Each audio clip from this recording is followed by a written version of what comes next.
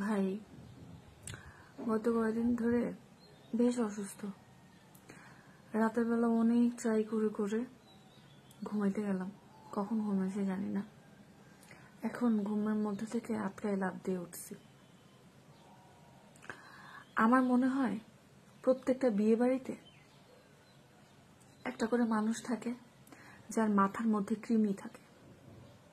মানে মানুষের তো, আমাদের তো সাধারণ মানুষের পেটের মধ্যে থাকে, এদের থাকে মাথার মধ্যে কৃমি।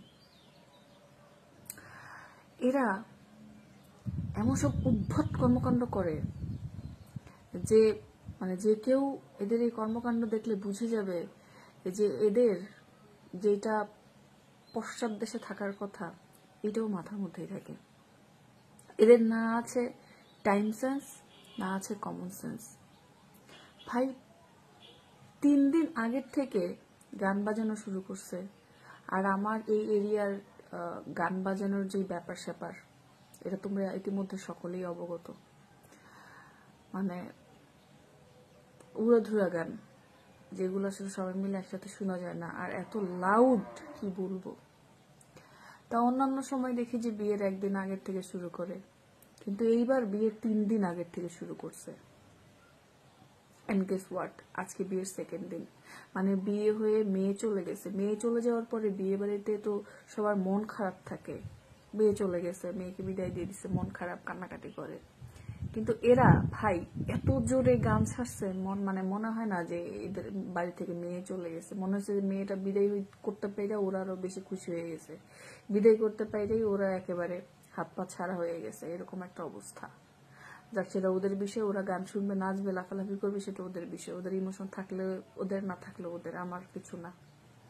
কিন্তু ভাই এই যে রাত 2টা পর্যন্ত উড়াধুরা বাংলা গানগুলা চালান, কুতকুতি, তারপরে হচ্ছে গিয়ে এই লাইলা মে লাইলা, তারপরে হচ্ছে কি আরো কি জানি কতগুলো ন্যাস্টিক মার্কা বাংলা গান আছে না, এই গানগুলা যে আপনারা শুনেন, আপনারা তো শুনেন, কিন্তু আমরা তো যখন কোনো মানুষের সামনে থাকি লজ্জার মধ্যে পড়ে যাই। 20 আওয়ার্স 24 আওয়ার্স এই ধরনের গান বাজনা চলতে থাকতেছে আপনাদের। আর তার থেকে বড় কথা হচ্ছে গিয়ে একটা টাইম সেন্স তো থাকবে আপনাদের, রাইট? যে কখন গান শুনতে হবে, কখন শুনতে হবে না। রাত 2টা, 2:30, 3টা পর্যন্ত কে গান শোনে রে ভাই? বিয়ে তোদের বাড়িতে, বিয়ে তো আমাদের বাড়িতে না। পুরা গ্রামে তো বিয়ে লাগে নাই। কত অসুস্থ মানুষ আছে, কত বাচ্চা আছে, ঘুমাবে। বিষয়টা এরকম যে বিয়ে খালি ওদের একার বাড়িতে না, বিয়ে পুরা গ্রামে লাগছে, এরকম একটা অবস্থা। পুরা ওরা তো জাগবেই, ওরা তো নাচা গানা করবেই, ওরা তো মাতলামি করবেই, পুরা গ্রামের মানুষকে বিরক্ত করে তারপরে এগুলো করবে। কেন বিয়েকে আমাদের বাসায় লাগছে না? এত যদি গান বাজনা শোনাবেন জোর করে আর কি ধরে পাকড়াইয়া, তাহলে বিয়ের দাওয়াত দিবেন না কেন? বিরিয়ানির দাওয়াতটা দেন না কেন? সবাইকে বিরিয়ানির দাওয়াত দেন, বেছে বেছে দাওয়াত দেন কেন? তাহলে ওই গান শোনানোর বেলায় তো বেছে বেছে গান শোনান না। সেক্ষেত্রে তো সবাইকে জোরপূর্বক যখন তখন গান শোনান। নামাজ নেই, কালাম নেই, কোনো আজানের টাইম টেবিল নাই, কমন সেন্স নাই, টাইম সেন্স নাই, কিচ্ছু নেই।